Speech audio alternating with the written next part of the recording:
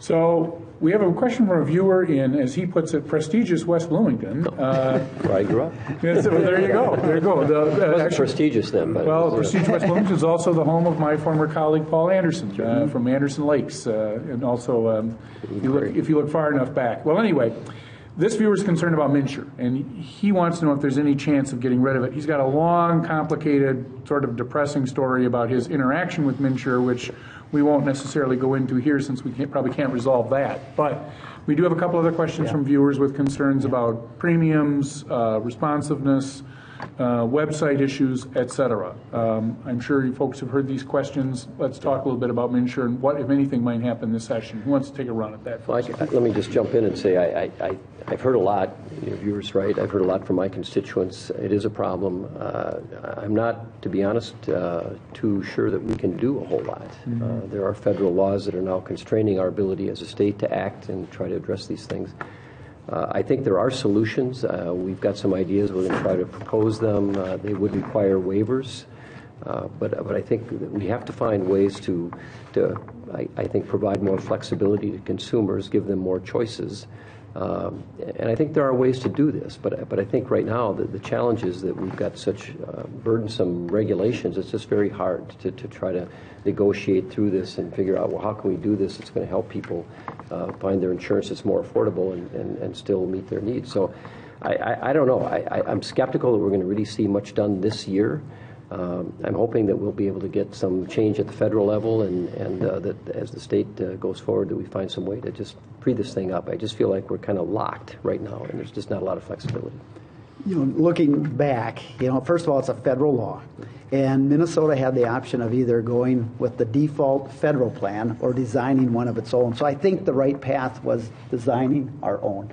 Has there been problems? Yes. Has there been computer mess-ups and all that? Yes. But what's the alternative if you were to totally eliminate that? We know that in the last 2 years, there was just a survey done, University of Minnesota, and I think the Department of Health or Human Services. In the last 2 years, 213,000 people have health insurance that did not 2 years ago, including 38,000 children. And the uninsured rate in Minnesota has gone from about 8.2% to 4.3%. We cut it almost in half. I mean, it's the lowest it's ever been.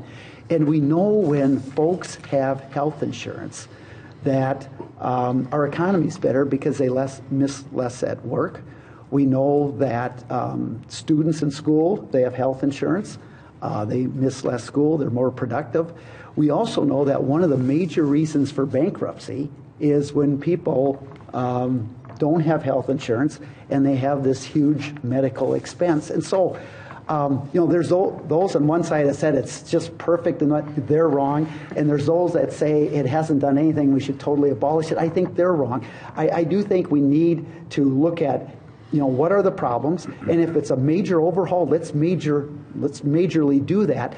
But right now, the results have been fairly good as far as getting more people on health insurance, which overall helps our economy. And just lately now, since the open enrollment period, I've been getting a ton of calls on the technology failures, and that's frustrating. I mean, I'm not a tech guy; I don't know what the answer is, but to me, it's kind of frustrating. This is what, the second, third round now, at least, I think and third, I can understand that they didn't have a lot of time to get it up and running. The private sector would have never started something like that up in that short a time to develop it. But they did what they had to do. But now that it's up and running, I still feel kind of frustrated that they can't work the bugs out of it, that there's still those issues going on. Again, I don't know what the answer is. I'd like to say we can pass a bill that says fix it and it'll be fixed, but I know it's not that simple. Well, I just wish that we had some flexibility to do some things at the state level. And that to me, and I know we have differences politically about whether this was a good idea or not, but to me the most important thing is that we should change the law to allow the state to have some ability to make changes. That, to me, has been the most frustrating thing about this. We've got too much federal government direction on what we can do. So, for example, we had the MCHA system, which was a guaranteed issue insurance for people. We had that long before the ACA. This was one of the things that sold the ACA. But we had it in Minnesota for a very long time, and it worked pretty well. We no longer have that. And as a result, we've put everybody into one big pool, and a lot of people's insurance rates went up a lot.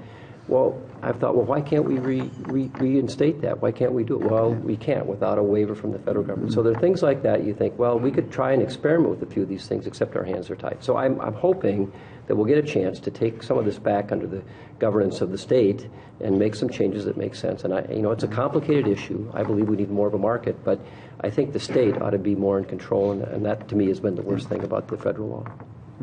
I think MNsure was there were a few states could go a couple of different ways, and we chose to create our own system, and some other states chose to do that, and some states decided to go in on the on the federal exchange, and I think at the end of the day we've spent millions and millions of dollars on MNsure, and bafflingly it still does not seem to work. The technical issues, I field phone calls from constituents all the time. It seems like every week somebody has a problem with MNsure. They can't, the website won't work, or they can't get anybody on the phone, and I think frankly that's unacceptable, and it's letting Minnesotans down. And I think the experiment that was MNsure, in my opinion, has not been successful, and I think lots of other states that went this route to create their own exchange have decided, that